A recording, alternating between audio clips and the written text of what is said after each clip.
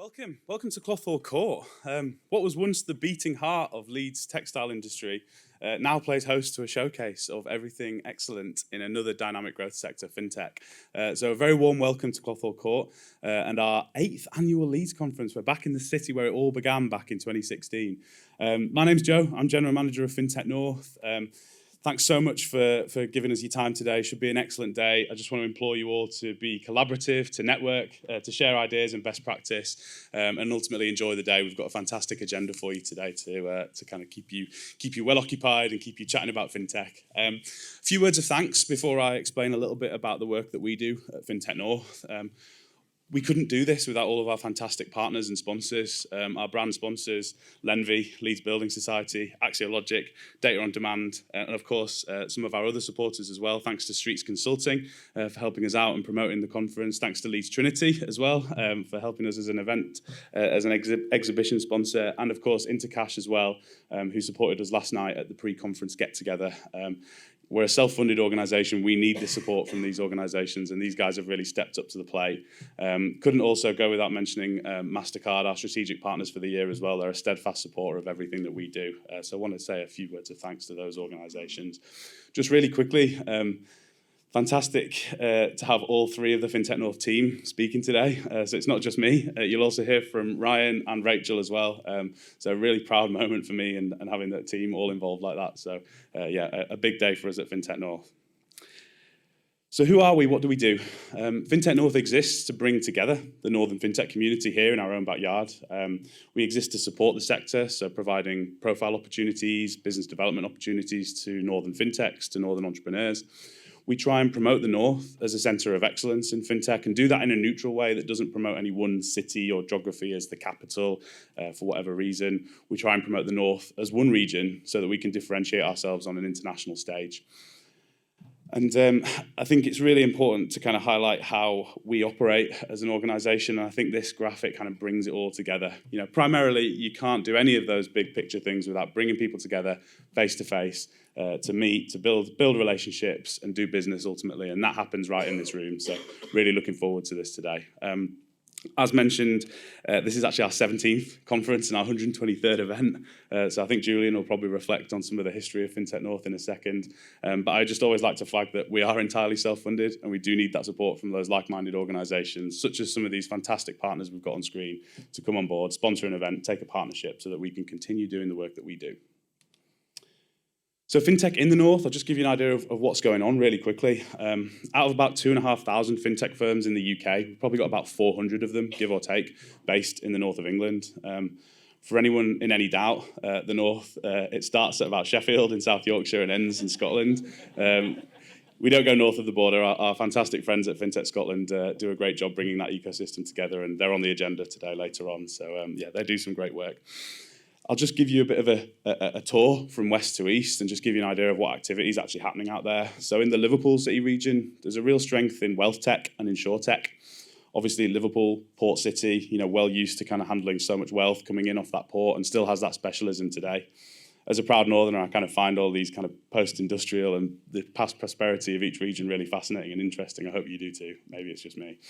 In Greater Manchester, long a centre of textiles trade. Today, really strong on retail and the FinTech specialisms there are things like payments and e-commerce. Where we are today in Leeds, long been a centre of legal and financial services, regtech, banking and lending index really highly here. We've got the Bank of England, the FCA have both just opened offices in the city. And Leeds is the only place outside of London which is home to all the major credit reference agencies as well. So kind of really digging down on that lending specialism. Up in the northeast, there's an innovation corridor between Newcastle and Durham.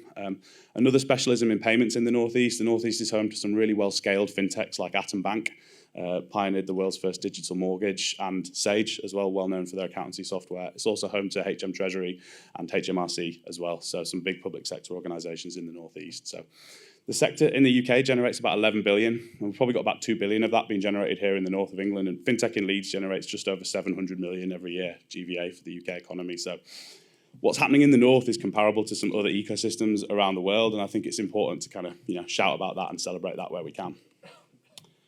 Just a few words on our strategy at FinTech North for this year. Obviously, we've expanded the team. Most of you will have probably met Ryan and Rachel. And this extra bandwidth, this extra capacity has meant that we're going to focus on a few other areas going forward. Obviously, we want to continue doing some great events and bringing you all together, and that's primarily our main method of achieving those objectives. But we also want to work extensively across skills and international trade as well. So obviously we want to raise the bar on all of our events. I think we've targeted ourselves with hosting 30 events this year, which would be a record year for FinTech North, and continue, doing bigger and better things. We're also going to work extensively with partners like the Department for Business and Trade on maximising the amount of trade missions that happen here in the North, and indeed maximise the opportunities that we see overseas for Northern FinTechs to plug their services in. So we'll be attending Money 2020 as part of a DBT trade mission in a couple of weeks' time. And we're really keen to make more of these things happen, both in the North and indeed overseas. So if there's any partners in the room who might be well placed to help us with that, I'd love to have a chat with you at some point. The final thing to mention is skills, and I'm going to come back to this a little bit later, so I'll keep this quite brief, but we're well aware of an acute sector issue. There's continually people coming to our events, people in the early stages of a FinTech career saying, how do I get into FinTech? What skills do I need? Where are the jobs? Where are the apprenticeships? Similarly, we always hear from employers saying we can't find the people with the right skills in this sector. So we recognise that there's a dissonance there and that there's a real sector issue that we believe we are well placed to try and impact positively. We can't deliver training ourselves, but we do know all the organisations in the ecosystem that can help, the universities, the employers, the regulators, and we think we can bring them together to impact this positively. So I'll return to this later on. We've got a panel dedicated to skills, and I'll explain a little bit more about it at that point. But yeah, just to give you an idea of our thinking at FinTech North. So that's it from me for now. I'll probably be jumping back on stage to introduce a few speakers. And like I said, we'll be talking a little bit more about skills later on today. But without further ado, I'll hand over to my director, Julian Wells, to just say a few words. And thank you so much, everybody, for coming. Thank you.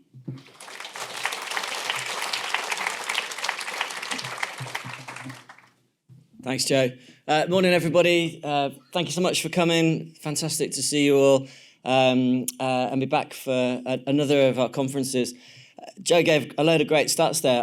I think you got one of them not quite right. I think it's the 9th today because we were 2016. So it's 8 years, but I think this is the 9th. So next year is going to be the 10th.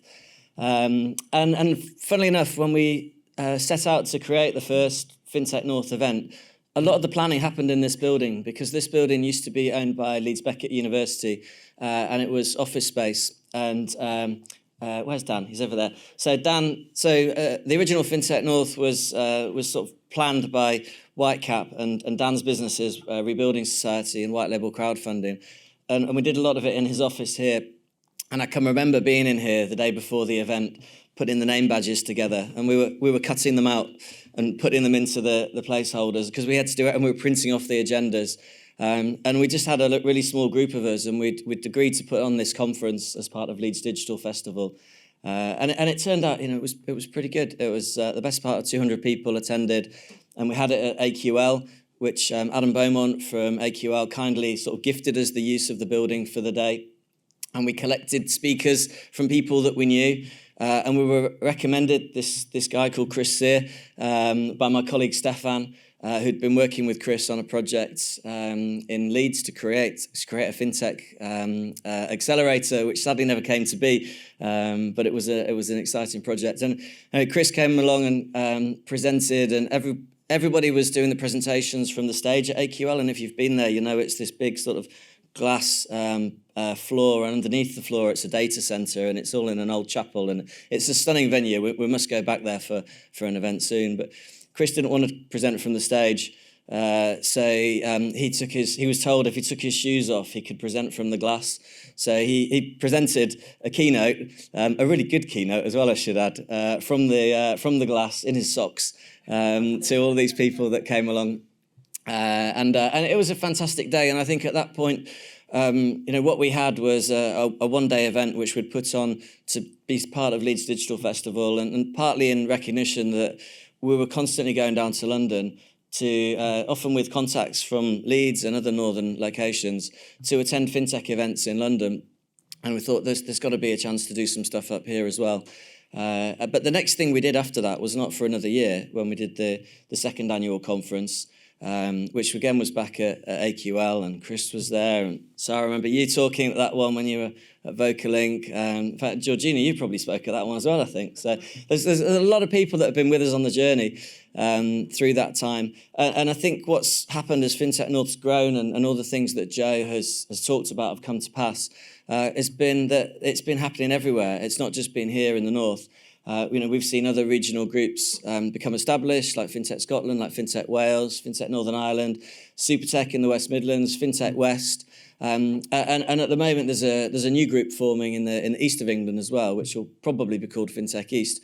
So the sector's grown, and right at the heart of that the whole way has always been Innovate Finance, and we'll be hearing from Peter from Innovate Finance later on, although all the trains from London are cancelled, so he's going to have to dial in, unfortunately. But I think the momentum in FinTech's been amazing over that time. There's been a lot of growth. There's now, there's some more challenging times at the moment. I think there's plenty of headlines about how difficult it's been in FinTech. On the funding side of things in particular, maybe this time last year wasn't seeing that quite so much, but I think it's been quite clear talking to people over the last 12 months that the sort of availability of funding is becoming harder. But it's still there, and you'll hear stories today from people that have successfully raised funding and grown their businesses. For us, it's been brilliant to be a part of this journey, and Joe, Ryan, and Rachel have done a fantastic job of just picking things up and running them now. And the role that myself and Dan play these days is much more advisory rather than cutting out the name badges the night before. We're really delighted that we have Chris as our chair. Chris is the first chair that we've ever had at FinTech North. It probably took us a couple of years to get to the point that think that we actually needed a chair. But he's performed that role ever since, and I'm going to hand over to him in a second. We're just so pleased to have Chris here with us today. I don't know what you're planning to say on a personal level, but I know Chris won't mind me saying he's had some pretty extreme health challenges to face over the last 6 months, and so we were not sure when or even if we were going to see you at our events, Chris, and that's a very genuine statement. We didn't know if we would ever have you come to join us at FinTech North, and you're here, and it was fabulous to see you last night, and you're looking really well as well. So I'd love to invite you to the stage to come and say a few words as the chairman's opening address. So Chris, here, everyone. Thank you.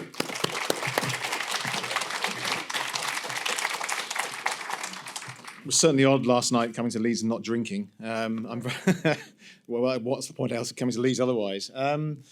And I like Dan's introduction where he talks about the team, but then leaves out the two directors and the chairman, because of course we don't do anything and therefore we're not really part of the team. So thank you, Joe.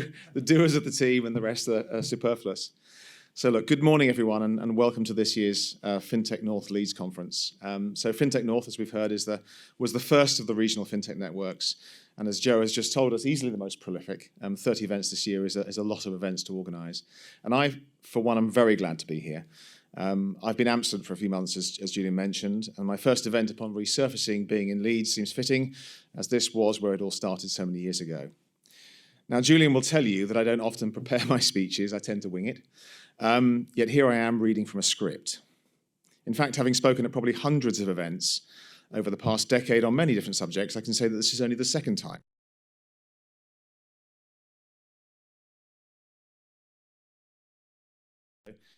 Given that I was the least diverse speaker at a diversity event, being as I am male, pale, stale, and middle-aged. But today I want to touch on something which is equally hard for me to discuss, so I've written it down. Now, I've been working in and around FinTech and innovation for almost 20 years, with my first pure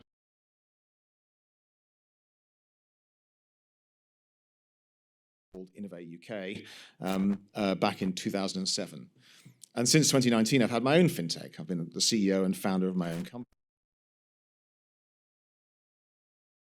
Entrepreneur, goal-driven, hardworking, creative, and uncompromising. It's part of my DNA, and I'm always looking to get things done. And I've probably been like this to some extent for most of my life. And what it's done is it's left me with a series of indelible experiences that surface whenever I give myself time to reminisce. For example, being attacked by 2 grey reef sharks when I was diving in the Maldives for my PhD and as part of the United Nations Climate Change Research Programme is something that I'm not going to forget in a hurry.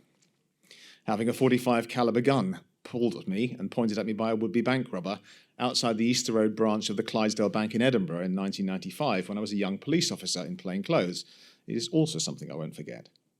Now, we had an epic scrap in the end, and as you can see, I won. But what I most remember, as I pinned the man to the ground and waited for backup, was the old lady who, having seen me launch myself at this man, decided that I was in fact the aggressor and started to batter me with her handbag. He ended up with a very broken arm, and I ended up with contusions entirely due to the weighty contents of the old lady's bag, and who knew Murray Mintz could pack such a punch. The first time I met my wife and went, ooh. The births of my 3 children, and the loss of my 4th.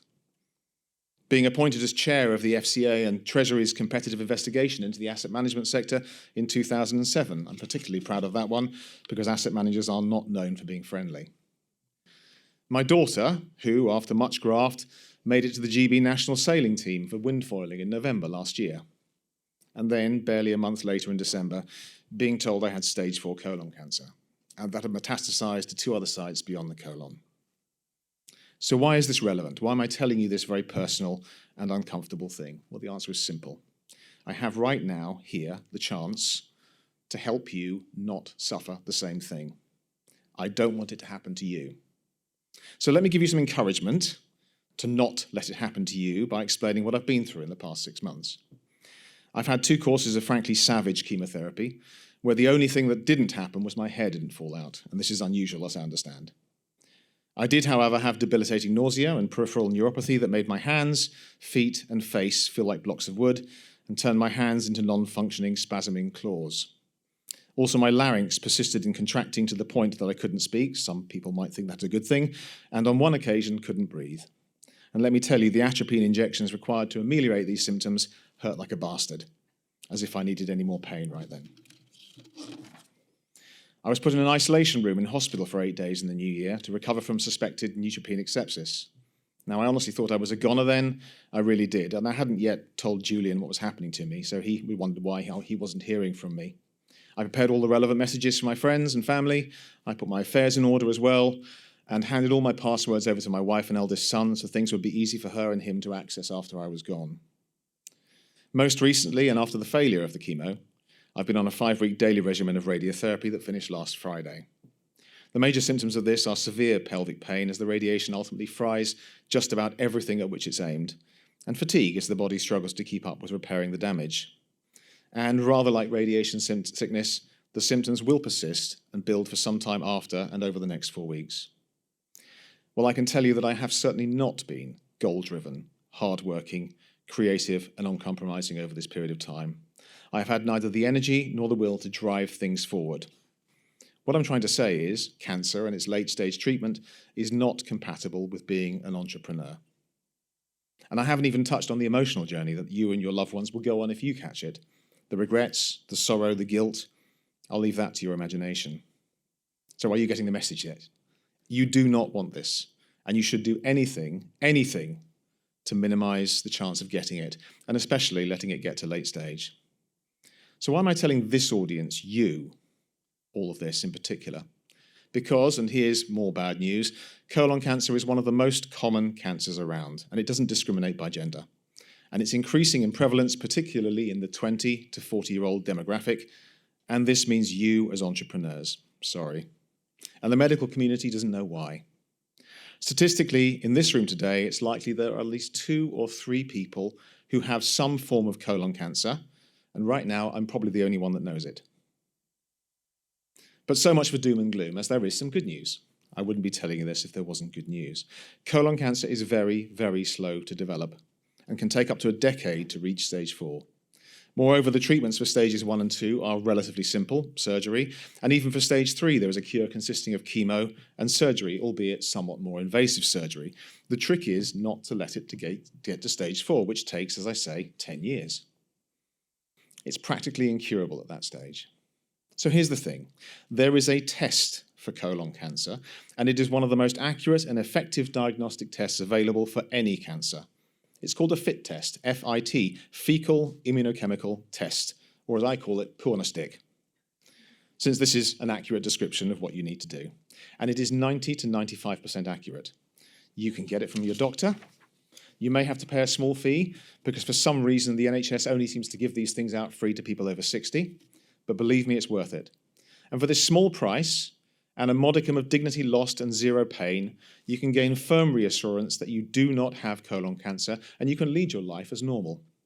And if you do it every single year, as I highly recommend, you can almost certainly give yourself and your loved ones long-term reassurance, or, very importantly, you can catch this bloody thing early and when it's still treatable. And so to my most recent and enduring memory, which is a happy one, and that is being back here today in the familiar company of friends to discuss a subject I enjoy and understand well, which is not cancer, it's actually FinTech. And admittedly, I probably cast a pall on proceedings with this speech, but I'm sure most of you won't forget it in a hurry. And if I can convince even one of you to get tested, one of you, then I will feel I've done a good job. There you go. I'm still goal-oriented. So please get tested. Tomorrow, this week, next week, I don't care. Just do it. It's cheap, painless, accurate, totally reassuring, and it will save your life. Prove that you don't have it or catch it early. That's my motto. So now let's get on with things and proceed to all things FinTech. Thank you for your time.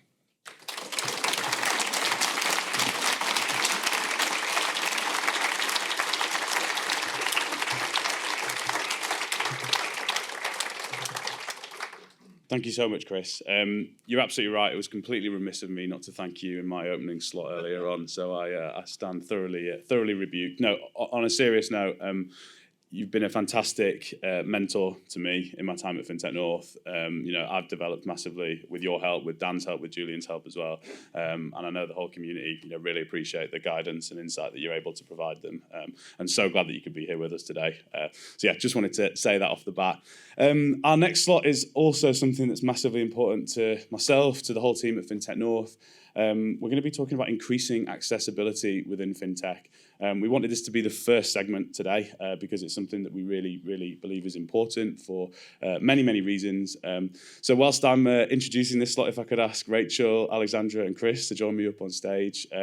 They'll be talking about Project Nemo. And as I said earlier on, really proud to hand over to Rachel for her FinTech North panel debut. I know she's really looking forward to this one. Guys, I'll let you introduce yourselves if you want to take a seat. And we'll hear all about Project Nemo. And thank you so much for being with us here today. Thanks, Joe. I'm just going to pour a glass of water because my mouth is really dry from just running around and only drinking tea this morning, so bear with me.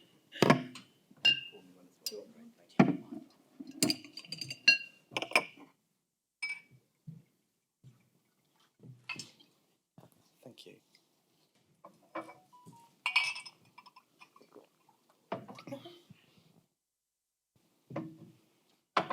Hello, everyone. My name is Rachel England. I'm FinTech North's event coordinator, as you may know from the extensive amount of emails I've been sending over the past few weeks, but it's nice to put names to faces and see everyone here today. I'm going to do a quick audio description. I'm white, female, about 5'4", brown hair, wearing a black top. I'd like to hand over to Chris to introduce himself as well. Yeah, hi there. I've just seen you wearing your lanyard. I better put mine on, actually. There's a reason, honestly. So my name is Chris Foster. I am the co-founder of Open Book, and I'm also the co-founder of Project Nemo that we'll be talking a little bit later on about. A brief description of myself. I am also 5'4". I'm bald. I'm wearing white chinos and a check shirt. Thanks, Chris. Alexandra, if you want to do the same.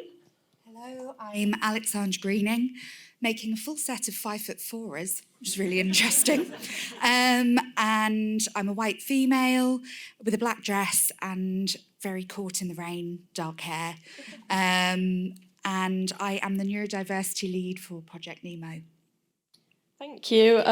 It's great to have you both here today. Obviously, Chris has spoken before if you've been to our Liverpool conference, and Alexandra's making her debut as well on stage. Yeah, and we're just here today to talk about neurodiversity in fintech. It's a really important topic to us this year, diversity in general. But yeah, if you wanted to speak about your experiences with neurodiversity in the workplace, guys, I think that would be really illuminative and helpful for people.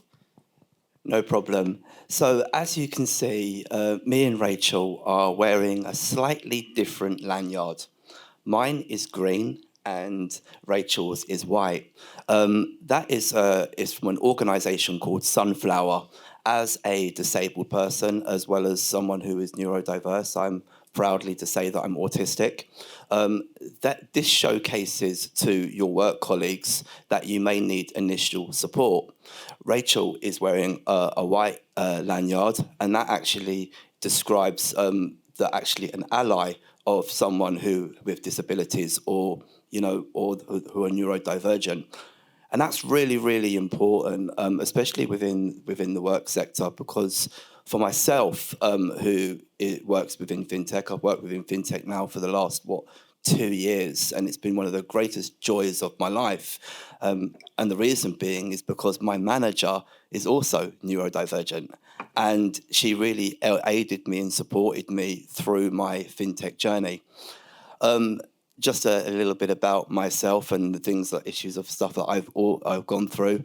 I myself have gone through cancer, so I want to celebrate Chris on his journey, because I know how hard and difficult it was. In 2016, I got diagnosed with cancer, and it was one of the most trying times of my life. So I want to say firsthand, I want to celebrate you, Chris, and really respect the fact of you speaking about that today.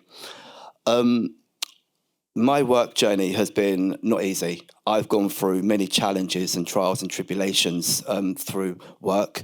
I sadly lost my job in 2018 to disability discrimination, one of the most trying times of my life. And as you can appreciate, as someone who has Down syndrome, trying to find employment is extremely difficult. I applied for over 220 jobs, and not really anyone would take an opportunity on me. And when I lost my job and I really did not know which way to turn, I really wanted to speak to more like-minded people in my community. So I started an Instagram page where I wanted to speak to disabled people that were doing incredible things, quite a selfish reason really to build myself up and encourage myself, but not realizing what actually when we started Open Book, where actually it would lead me to. We have done over 180 interviews now, from the young girl that works at Sainsbury's to the creative director at Nike. In the last 2 years, we've just done 2 events, one of which we spoke with Nike, and where I interviewed 4 incredible individuals who are from the additional needs community. Last year was monumental for us. And the reason being is because we worked with Nike, and where I interviewed 4 Paralympians, where 2 of which are actually going to be competing at the Paralympics this year. It was a groundbreaking moment for me because it elevated my confidence to a whole new level. As you can imagine, someone who is autistic and also has Downs, we go through many trials and tribulations. But how did I be here right now with you guys? It started, like as I said, 2 years ago when I actually first worked at Thread. Now then it was GPS, where Joanne Dewar took an opportunity to actually employ me. I started there as an office engagement assistant, where now I work within the social media side, and it has transformed and changed my life. But Jo took it upon herself to go a stage further. What I'll talk about a little bit later on about Project Nemo was extremely exciting. I'll pass it back to you, Rachel.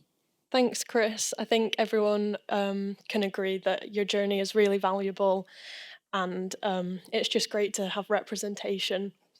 Do you want to share your journey as well, Alexandra?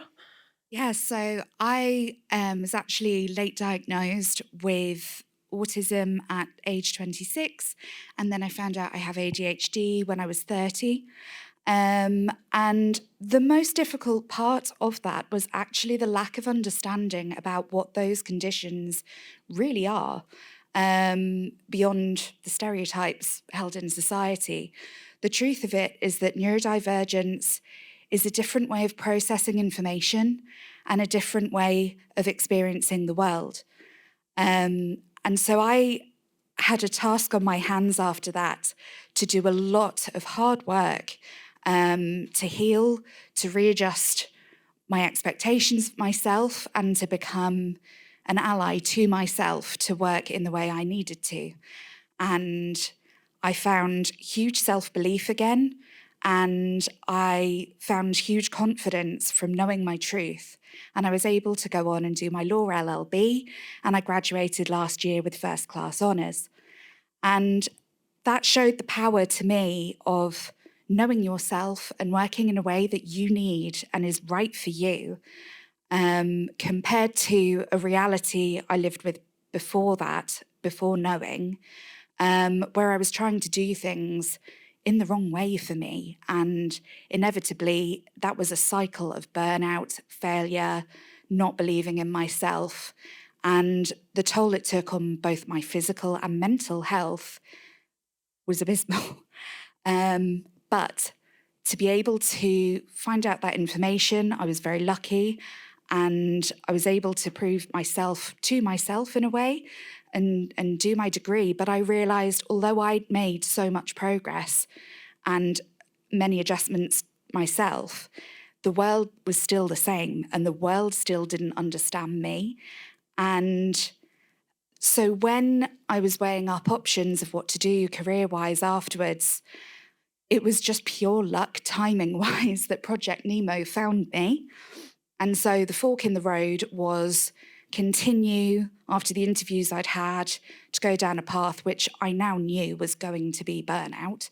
Do I keep doing that to myself, or do I take the opportunity to become a part of something which respects me, understands me, and wants to change the world so that people don't have to go through the things that Chris and I have been through? And to me, there was nothing more important than that. And I think what can be done by speaking about this with all of you today, you know, already it's given me the confidence to be here. Even months ago, I wouldn't have been doing this. And it allows me to have the conversation with all of you so that I might ask for your understanding of neurodivergence a little bit better, so that people can recognise it in themselves, gain their confidence back, but also be able to work and fulfil their potential, as well as the potential they have to help in business. Immensely talented people. So it's an ultimate win-win situation for everybody. And ultimately, my message would be that things need to be different for the future generations. And I'd really appreciate your help and care in having a bit of thought to that going forward. So thank you. Thank you, Alexandra. Rachel, I know that we're not being on protocol for a moment, but when we had our Zoom call, and you shared your why and why this is really passionate to you, would you be able to share with the audience your why? Yeah, thanks, Chris, and thanks, Alexandra. So I've always been really interested in social issues, but this particular topic really resonates with me because my younger brother is neurodiverse, and I've seen like the way he's struggled in school and just in society in general. But he's a lovely kid. He's so clever, and like I've seen the way he can excel when things are right for him, when people take him into consideration, think about like needs that might be different to neurotypical people or just society as a whole. And I think it's something that can resonate with everyone, because even if it's something you don't experience, there's probably someone in your life who you care about and you want to see them do the best they can. You want them to have the same opportunities as everyone else. So it just really resonates with me what you're doing. And yeah, like Project Nemo, it kind of comes full circle. Like as you said on your call, like what you're doing is to help future generations not go through the same kind of struggles you've gone through. And I think that's so important because, like, even if it's not fintech, I mean, obviously we're here to talk about fintech today. Everyone has something they're good at, and they want to feel represented, and like they've got the opportunity to show that. Thank you. I really appreciate it. And I appreciate you. I know how challenging it can be, especially from watching a loved one. I myself have a nephew that is severely autistic, and I watch my brother on a day-to-day basis, and the panic is real. And so I know how you feel firsthand. So honestly, Rachel, you're doing a great job with your brother. Your whole family are. Thanks, Chris. I mean, leading on from that, do you both want to share a bit more about Project Nemo, kind of tie it back into fintech and see what we're doing in the space for neurodiverse people and people with disability? Absolutely. So, Joe, who was my previous CEO, we've become really, really good friends. And last year we was on a really speaking circuit and had the amazing opportunity to really travel all over Europe. We spoke in Amsterdam, we spoke in Vienna, and we travelled around the UK. And it was a really groundbreaking moment when we were sharing our story. And in Vienna last year, when we were speaking at EWPN, me and Joe, we really sat down and we were speaking about, could there be something in this? And could we do a campaign? And Joe took it upon herself to actually say, we need to do something. So we started a 12-month campaign to actually get more people with disabilities to work within the industry. And I firsthand did not expect it to go the way it has gone. It has gone incredible. The outcry of people that want to lean in and support and say, actually, there are so many people with disabilities as well as those who are neurodiverse that can work within the industry.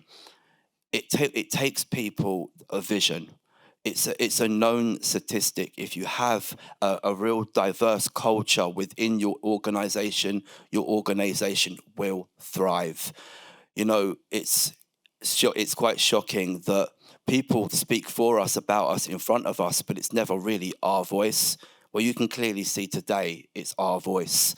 That sitting here as two neurodiverse people, two people with autism, was probably the more harder of those with diversity, are thriving. And that takes good people of allyship to hold our hands, that we can create these opportunities where we can all dream and thrive. And that's exactly what Project Nemo is doing. We're going out there and we're holding people's hands and we're walking with them and we're leading them to their full potential. And it's groundbreaking. And I'm just so excited of what this year is actually going to be. We're going to be, next week on Thursday, we're L39, and we're going to be speaking about culture in the workplace for people with disabilities.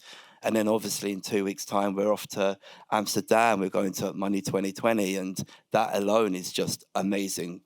Being the first Down syndrome person in the world to be having the opportunity to actually go out there and speak on a panel discussion is groundbreaking. And we're changing the game.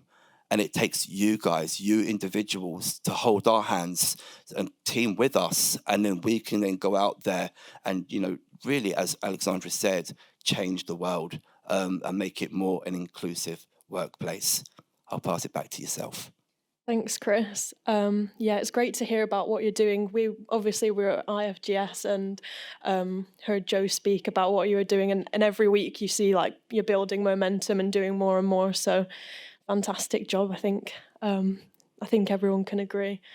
But yeah, I think that's us. So if anyone has any questions for either Alexandra or Chris, they'll be about during the day. I just wanted to flag we've got a quiet room for anyone with neurodiversity needs. That's in the Taylor's Suite. Or just like if you need some time away from the conference. But yeah, thanks everyone for coming and listening, and I'll pass on to the next speaker.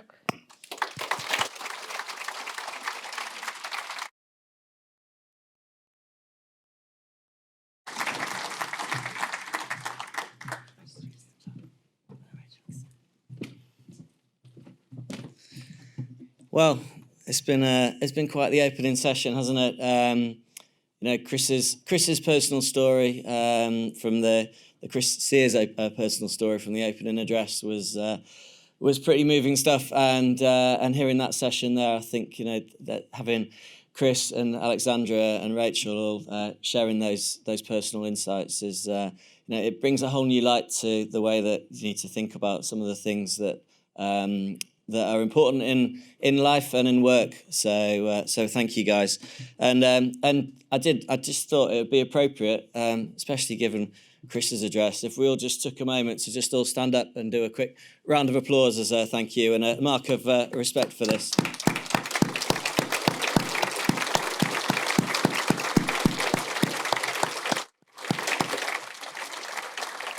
Thank you. Thank you, guys. Thank you to everyone that's spoken so far, and also I just want to add to what Joe said. You've been a great support to me, Chris, over the time that we've had the pleasure to work together, and long may it continue as well. Long may it continue. So I'm going to jump in now because unfortunately the next speaker is not able to be with us today. Hilary Smith-Allen from Supertech in the West Midlands, which is one of the other FinTech groups. She's got a stress fracture in her foot, and so she's not able to travel. But what Hilary was going to talk about is a report that is being published today, and it's a report that we at Whitecap have been working with Supertech on. So I am going to just briefly present the findings, and it's being launched today, so you'll see it out on social media, and all of the launch activities actually being handled by Streets Consulting, and we've got Julia Streets with us today, who'll be talking later on as well.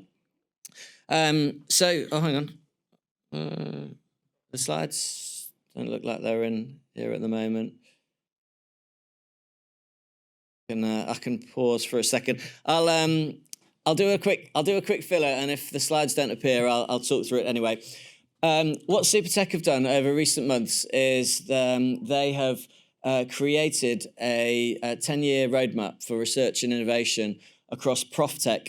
And Supertech's a bit different to FinTech North, and in the sense that FinTech North is FinTech focused, whereas Supertech focuses on the wider professional services sector, and particularly has 3 areas of focus within that: FinTech, Legal Tech, and PropTech. And those are the three significant sectors within the West Midlands economy. And they took the decision not to have a FinTech specific group, because although FinTech's important in the West Midlands, they could see that their main strength was the wider professional services sector. Why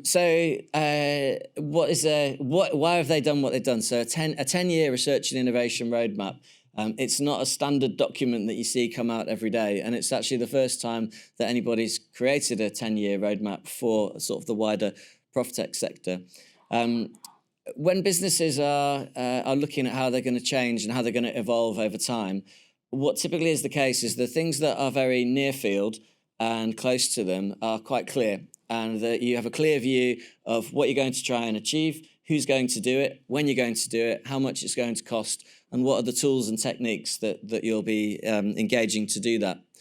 Some things are a bit further away, are a bit harder, a bit more complicated, and those things need a bit more intervention by organisations in order for them to tackle it. So you're probably thinking about AI at the moment as something that we don't really know in 5 years' time what the impact of AI will be. So within the roadmap that Supertech's developed, there are quite a few threads that are relevant to AI around the impact of regulation of the way that AI can be used within certain markets, particularly thinking about regulated markets like FinTech and legal tech. So the way we've described the project when we've engaged with stakeholders, and there's been 150 hours of stakeholder engagement as part of the development of this roadmap. The way we describe it to them is, this is the roadmap of things that you know that you're going to need to do, but you don't yet know how you're going to do them. And so these are things that either you would appreciate input from a university or from a collaborative work stream with other stakeholders, or some kind of intervention from regulators or policymakers. And what we did was break down the. I can see things happening on the screen here. Well, any minute now, slides are going to appear, I think. But it's fine. I can do it without them if we need to. We went through a period of engagement with people from all these sectors, and also the universities across the West Midlands were very involved in this work. And we identified 4 key areas that were areas where intervention was going to be required in order to make progress against these initiatives. And I think it's just about to appear on screen, actually. Pause, because I'll visualize this. It'll be a little bit easier for you to follow. Okay, right. I'm not going to present all of the slides because I've talked over some of them. What I'll do is I'll jump to the ones where the actual roadmap's on there. But before I do that, so just to recap, we identified 4 key streams where intervention was required, and within each of those streams, we looked at what needed to happen in relation to FinTech, legal tech, and prop tech. So let me skip past some of these slides, and I'll go to this one, and then I'll come back. So the 4 key themes were productivity, sustainability, inclusion and wellness, and open data. And all of this is available online from today on the Supertech website. But within each of these 4 areas, there are different areas of focus where there are things that are not yet clear how they can be improved, but there's an acknowledgement that they can be improved or need to change. So, for example, within sustainability, governance of AI is a key unknown, a kind of constant theme that comes up when you talk to people across different sectors. ESG data in lending and wealth management. So the challenge around ESG data is well known and long standing. For the West Midlands, there's a particular strength in specialist lending and wealth management. So the West Midlands will look to focus in on those areas and to drive innovation through research-based activities. In productivity, again, something around specialist lending, onboarding and decisioning, and the difficulties with non-standard customers and having to bring them into lending environments. Inclusion and wellness, access to support within financial services through technology and AI adoption in customer-facing activities. These are the things that organisations told us they were challenged by and needed support. And the idea of the Research Innovation Roadmap is that it unlocks those problems, enables organisations within industry to be able to solve them with support from academia and industry experts, and that unlocks value. And in terms of the value for the West Midlands, it's anticipated that over that 10-year period, 4,600 jobs can be created and 1.5 billion of value can be added to the West Midlands economy, which is obviously, so when you chunk things up to that level, whoever you're talking to in a region, but particularly economic leaders, are paying attention, because if you can create that many high-value jobs and add that much to the economy, then you're helping consumers and businesses to have better lives and to be more successful. So that's it. That's a short summary of a pretty comprehensive document. It's about 50 pages long. There's a lot of detail behind all of these things. There's quite a few stakeholder quotes. It's quite visual. Where's Paul? He's in the room somewhere from Whitecap. Where are you, Paul? Oh, there you are, over there. My colleague Paul at the back. So Paul, myself, Paul, and another of our colleagues, Mikey, all worked on this project. And it's a real shame that Hilary can't be here to present it, because she would have done it really sort of from the heart with a lot of passion, because she's really, really behind all this stuff. And we work closely with Supertech through the FinTech National Network, which FinTech North is part of. So if anything that you've heard from me or anything that you see in the report sounds of interest, it's not a closed shop, and you don't have to be based in the West Midlands to get involved in some of those things. I know there's a lot of people working in lending, for example, in this region. So they're very open to collaboration and to people getting in touch. So please do get involved if that sounds of interest to you. And thank you very much. Joe, I shall hand back to you.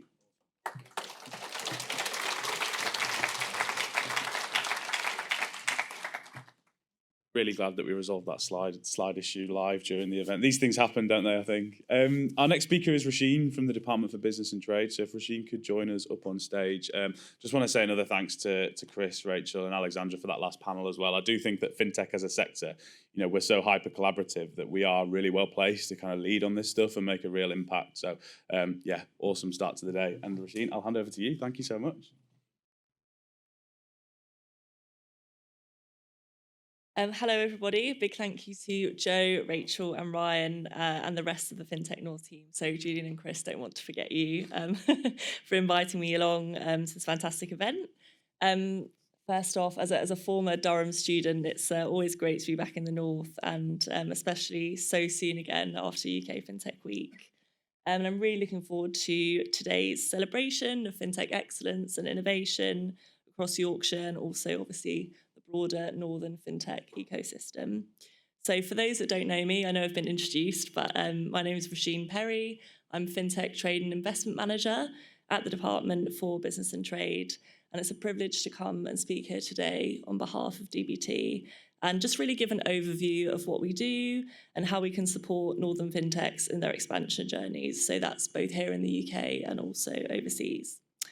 So what does DBT do as a department? Well, broadly speaking, we have 4 primary areas of focus. So firstly, to ensure that the UK continues to attract the most innovative companies from across the world. Secondly, to support UK businesses to grow and to export their services worldwide. And thirdly, to make sure that frameworks are in place so that UK businesses can trade with confidence. And finally, kind of underpinning all of that, to showcase what the UK has to offer on a global stage. So in 2023, we actually brought our business and trade departments under one roof to provide a single point of access for businesses, allowing our new department to focus on stimulating growth, both domestically and internationally. So in the FinTech team specifically, this translates into 3 key objectives. So number 1, that's supporting UK FinTechs to export their services overseas. Number 2, helping UK FinTechs to understand and to utilise all of the opportunities stemming from our free trade agreements and memorandums of understanding, or MOUs, with other countries. And number 3, encouraging overseas investment into the UK, especially, of course, across our regions and our nations. And to achieve these objectives, we work really closely with stakeholders and partners like FinTech North to amplify key messages, deliver trade and investment activity, and strengthen our trade strategy. So the UK is obviously a global FinTech powerhouse, thanks to our world-renowned financial services sector, our empowering business environment, and our supportive policy and regulatory frameworks. I'm sure we're going to hear a lot of stats today, so I'll try and keep it relatively light. But UK FinTech represents 11% of the global market share, and our shores are home to more FinTech unicorns than any other market in Europe. And we're a global leader in FinTech because of our access to world-class talent and UK expertise, our forward-thinking approach to regulation, access to capital, and of course, support for investment and export. So at DBT, our job really is to promote these strengths and work with industry and partners to support each pillar so that we maintain that global standing. So our first strength that I touch upon is world-class talent and UK-wide expertise. And we're really proud of the diversity of our FinTech ecosystem. Obviously more work to do, but we have over 40% of people in the sector coming from overseas, either to develop their careers, scale their businesses, or both. And within the domestic ecosystem, we have multiple FinTech clusters from Leeds to Manchester to Cardiff, with over 50 accelerators and innovation spaces. As Joe's already mentioned, FinTech in the North generates over £2 billion a year for the UK economy, with around 400 FinTech firms based here.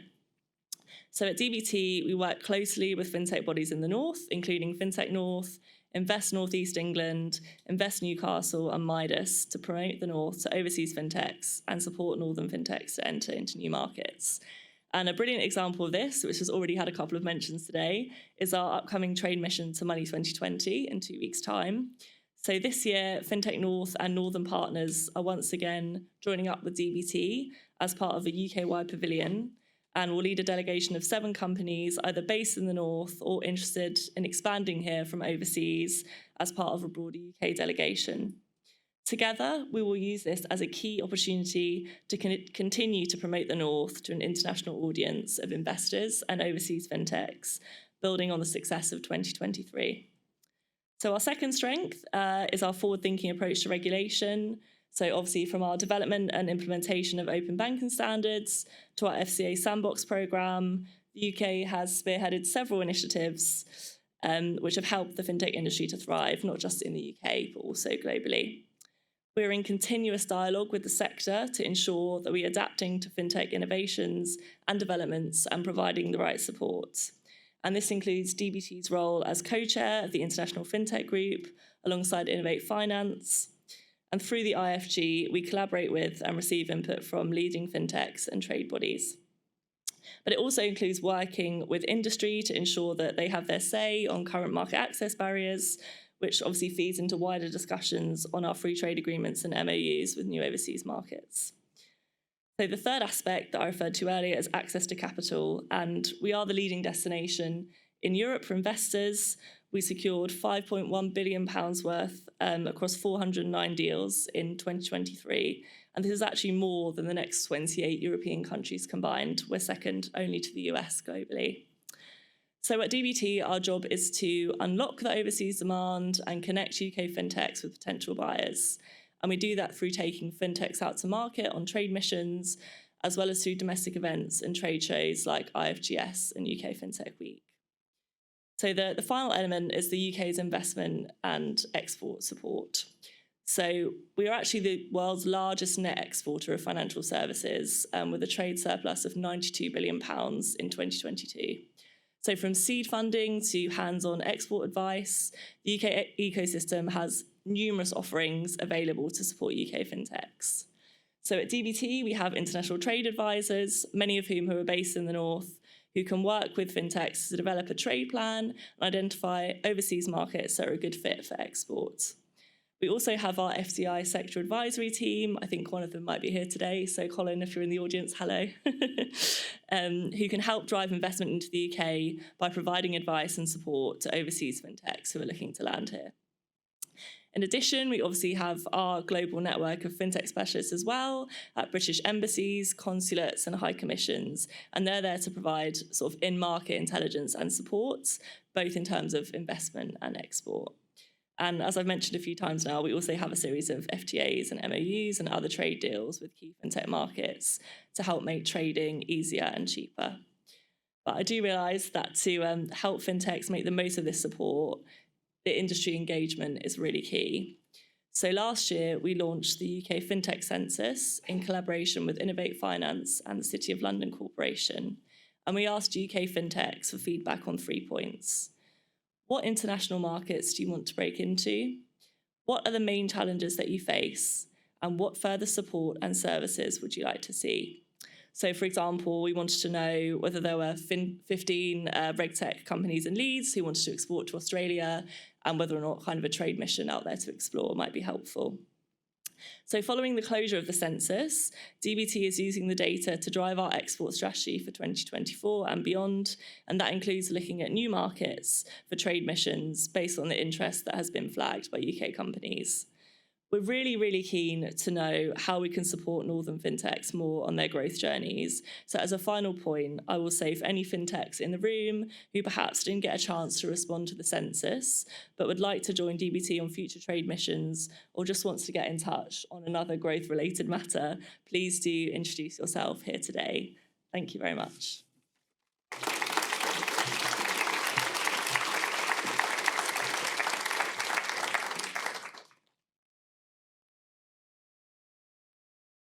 Thank you so much, Rasheen. Yeah, great to have Colin here with us as well from DBT. Like I said, international trade, big priority for us this year. So awesome to get that engagement. I'd thoroughly encourage anybody who's interested in expanding overseas, get in touch with the team at DBT. They're awesome. They'll help you out. And obviously, I'd encourage any fintechs in the room to very much have that on their roadmap. If you're thinking about getting investment, what better way to demonstrate that value to your investors by sort of, showcasing that as part of the plan. Unfortunately, we couldn't be joined by Ez, who is the CEO of the Centre for Finance, Innovation and Technology. He wasn't able to join us in person today, but we do have a pre-record, so I'll play that in a second. Just as a quick introduction for those who don't know CFIT, CFIT is an industry body that was set up in 2021 following the Khalifa Review into UK FinTech. It'll be awesome to hear a little bit about the progress that's been made with CFIT. And without further ado, I'll let Ez do the talking. Hi everyone, I'm really pleased to have been given the opportunity to address you at such a timely point in the UK's FinTech calendar. Though I'm unable to join you in the room today, I've been greatly encouraged by the strength of purpose and activity in the UK's FinTech sector and the work of organisations like FinTech North. Steve Jobs famously said that innovation is the only way to win. And this is a belief that I genuinely share, and one that CFIT embraces. But for me, there's one other element, which is that competition breeds innovation. But I really genuinely believe in competition and innovation through collaboration. So that underpins everything that we do, everything that we've done, and why it's been so fantastic to work with FinTech North and all of you over the course of the last year. CFIT has been in operation for just over 12 months. Those of you who don't know, we actually were founded and launched in Leeds at the end of February last year. And it's incredible to see how we've progressed since then and the level of engagement that we've managed to have with the regional trade bodies, fintechs, and organisations from across the country. I think before we go into what we've done with CFIT over the last year, I'd like to touch a little bit on my own story and my own experience, because my route through financial services, I believe, has really influenced my approach to leadership at CFIT and to ultimately the type of organisation that we are and the activities that we do. So I actually started off as a software developer in the investment banking space. I worked in interest rate derivatives, credit derivatives, equity derivatives, risk and pricing technology. Spent a long time in the investment banking arena, both in the UK and Switzerland. I then launched a FinTech where I was one of the co-founders and the founding CTO. And I did that for over 5 years. And that was a really extraordinary experience for me. And actually, the challenges that we went through have really informed a lot of what I see as being some of the big problems that the financial services and the FinTech sector faces. After my time there, I actually kicked off my own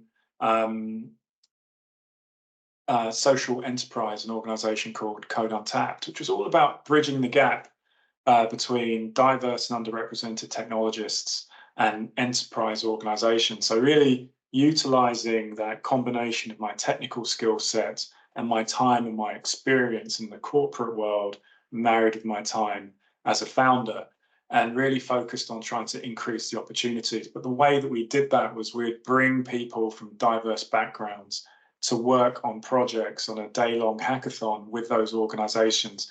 And it really meant that the organization, the leadership, the people in those companies got to see a different type of entrepreneur, a different type of technologist. And it was all about show, don't tell. That was the most important thing. It was about actions, not words. Demonstrate the value. Whilst doing that, I actually joined a venture capital fund called Impact X Capital, where I was a VC and principal CTO for over 5 years. And in that role, I spent a lot of time analyzing, looking at the financial services space, but from that commercial mindset, and where are the real opportunities for growth, and where are the spaces where startups and fintechs in particular can really play and grow and build real value. So when I look at that journey that I took from software developer to CTO and co-founder to VC and principal, it's really fascinating to see how all of that has come together and culminated in the approach that we take at CFIT, which is very much around bringing together the ecosystem to work on really difficult problems, but by tackling a use case, building proof of concepts, generating findings and values, and then building on that and creating a response from industry, from government, from the regulators, and from academia.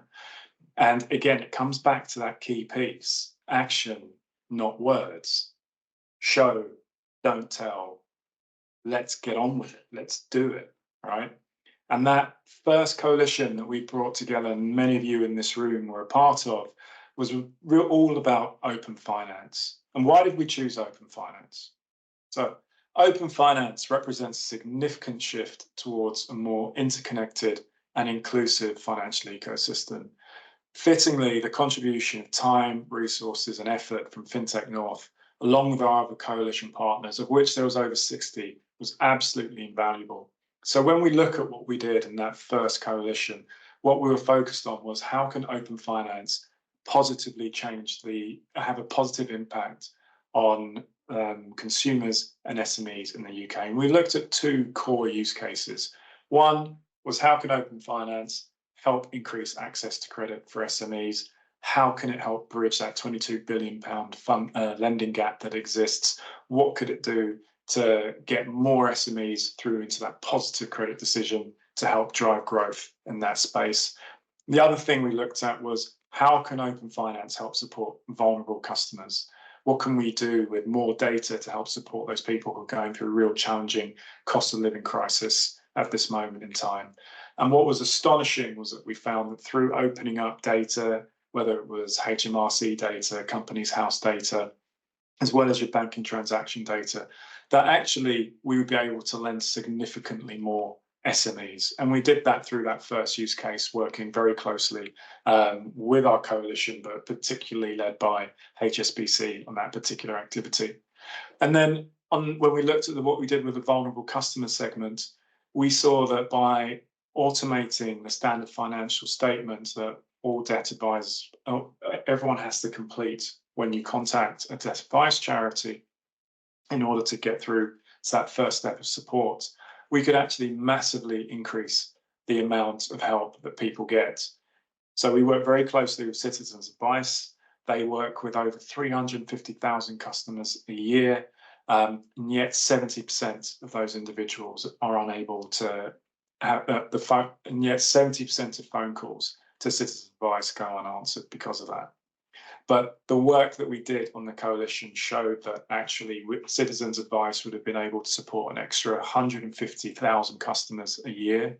That's over 1 million people over the next 10 years that could have got valuable debt advice if Citizens Advice had access to open finance as part of that process.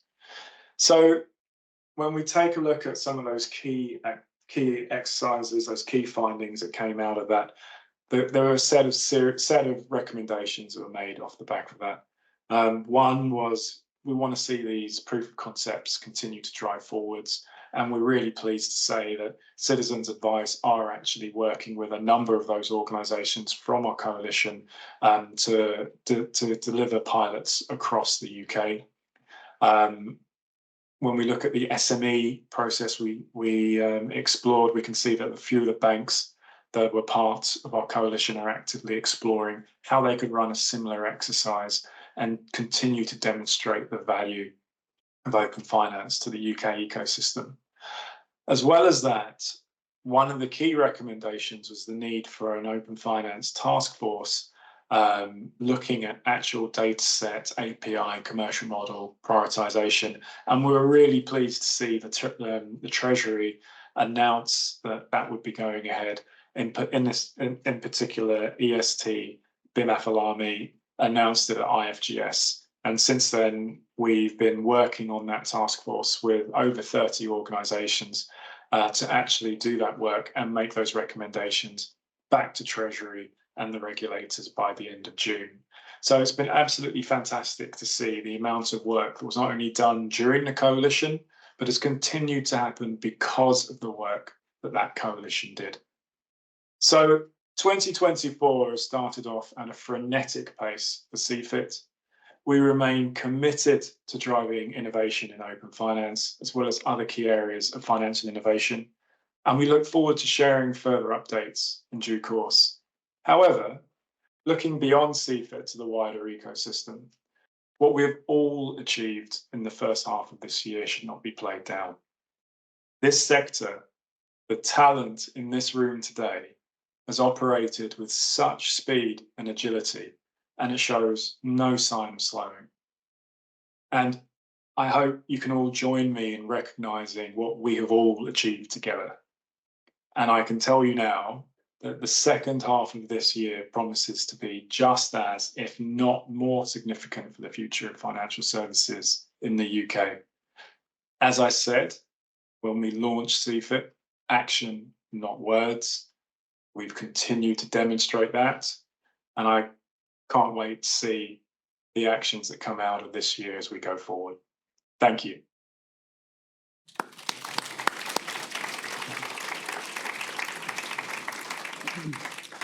Thanks so much to Ez and the team at CFIT for supporting us with our event today, with our conference. It's been awesome, really, to see how CFIT have kind of made a real impact, I think, in a short space of time. And as mentioned, vulnerability there and how open finance and open banking has been able to help identify it. And we've already heard quite a bit about accessibility in FinTech. What all of this pertains to ultimately is customers, thinking about their needs and their requirements. So it gives me great pleasure, really, to hand over to Graham from Axiologic, one of our partners for the year and one of our brand sponsors for today. I'll just let you talk to us about the second wave of customer experience. Thank you very much, Graham. Big round of applause for Graham. Thank you.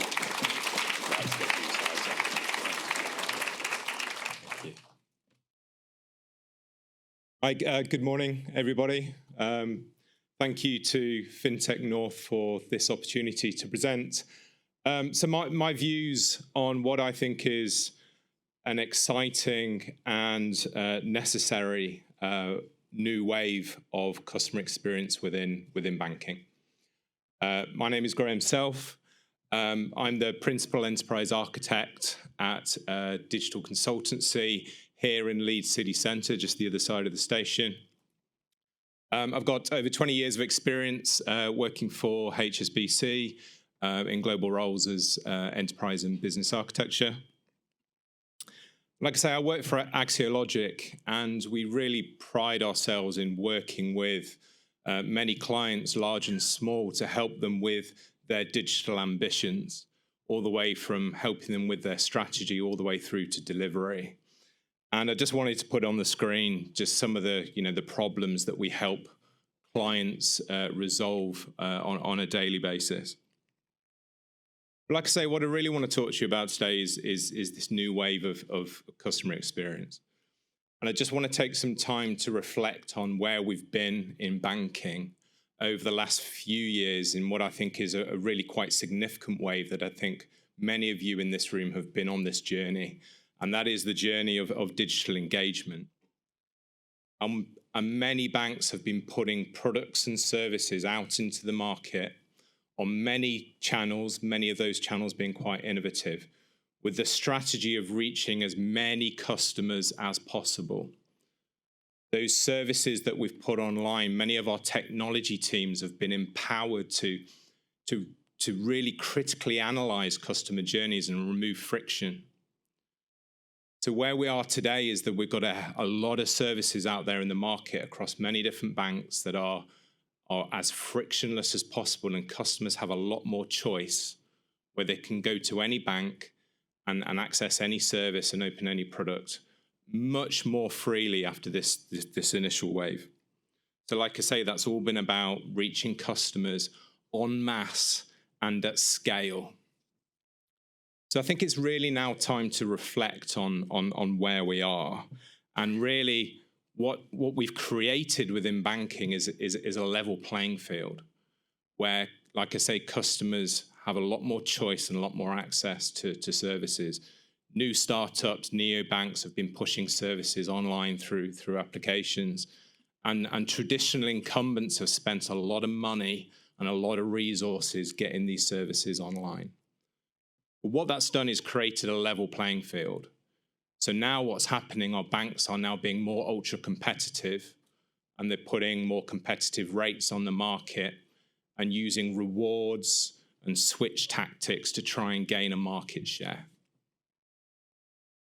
So the second wave is a real opportunity to provide a more personalized experience for customers, and a hyper-personalized experience. So treating customers as individuals, really understanding their needs. And the reason I think that the market is ripe for this is that I think customers are trusting banks more, especially since the pandemic and the reaction to that. Customers are entrusting their relationship with the bank. So 1 in 9 customers, for example, actively use open banking. So customers are entrusting banks by sharing a little bit about their own personal circumstances in exchange for more value. But really, we're only at the start of this new wave, because really in exchange, what they're getting is financial insights, kind of spend categorization type activity. So what do I mean by hyper-personalization? So this isn't exhaustive, but for me, it falls in 2 main categories. Banks need to make sure that they are more relevant and more reassuring to each and every customer as an individual.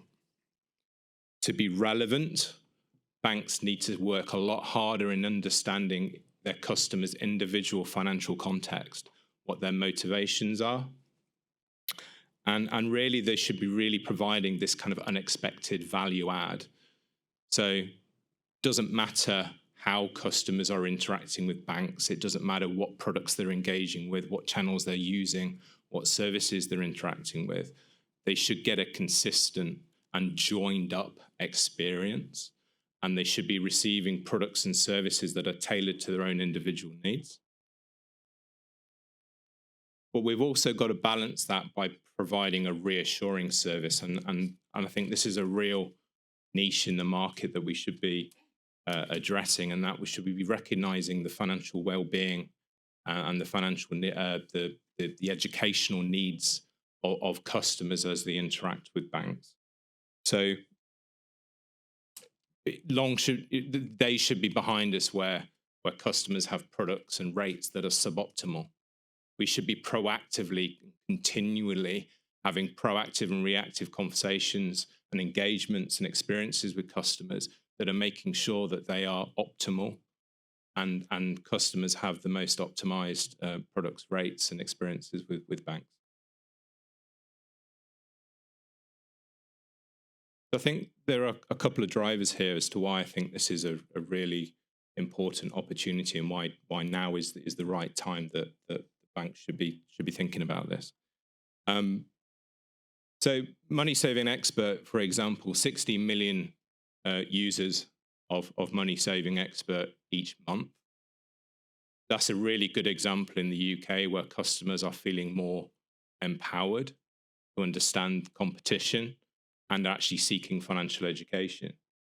I mean, if they're all adults, that's almost 30% of the UK adult population who are going onto that site every month. So this empowerment and this constant education that customers are now getting is meaning that the staunch loyalties that previously existed are no longer exist. Customers are willing to move, and they will move. In the last 12 months, we've seen a 44% increase in account switches, which proves to us that customers are seeking better experiences. They are willing to seek those new experiences. So those staunch loyalties are absolutely eroding. But we also have to recognise that in today's climate, there's still an absolute need for financial security, like I mentioned. So there's some statistics up on the screen around customers struggling to pay their energy bills. 41% struggle to pay their energy bills. 62% spending less on non-essentials. So there is a real opportunity to provide that financial education, and customers will if banks provide that level of personalisation, are more likely to be sticky, and there's a unique opportunity there. So how do banks catch this new wave?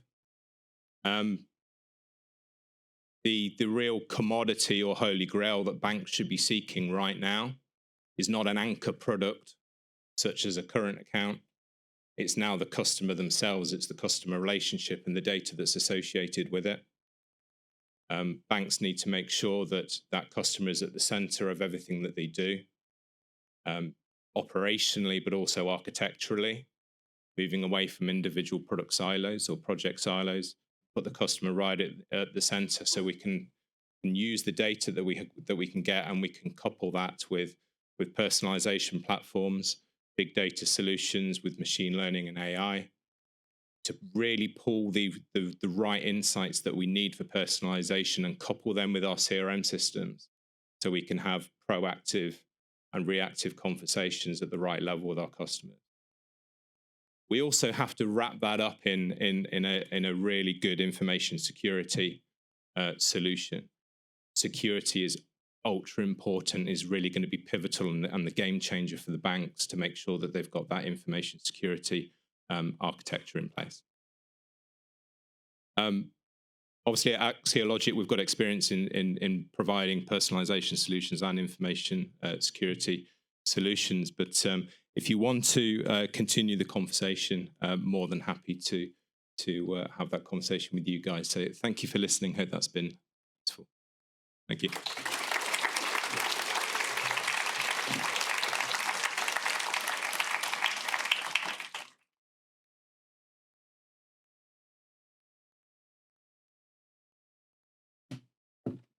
Morning, everyone. Hey, there we go. That's right. Hi, everyone. Yeah, I'm Ryan, Marketing and Events Executive at FinTech North. So now we've had the full FinTech North gang on stage today, which is really cool. Just summarising what we've seen so far. It's been a busy morning for me with all the dropouts and the train strikes. That's been excellent. But we've heard from Chris, some really powerful words from Chris, and obviously great to see our chairman in action again. Had a really thought-provoking panel on increasing diversity, accessibility and inclusion. With Chris, Alexander and Rachel, and congrats to Rachel for debut speaking. Then we had Julian share some insights from the FinTech National Network, followed by Roisin from DBT about how their work in helping FinTechs land in the UK. We had a pre-record from Ez sharing about the work that CFIT are doing, their coalition-led approach to developing regional FinTech ecosystems, and then from Graham at the end there about the second wave of customer experience. Coffee, time for a little networking break now, I think. Let's get talking, have a hot drink, toilet break. We're going for about half an hour and we'll be back in here around 11:05. So we'll round you all up. But yeah, enjoy some networking now, guys. Cool.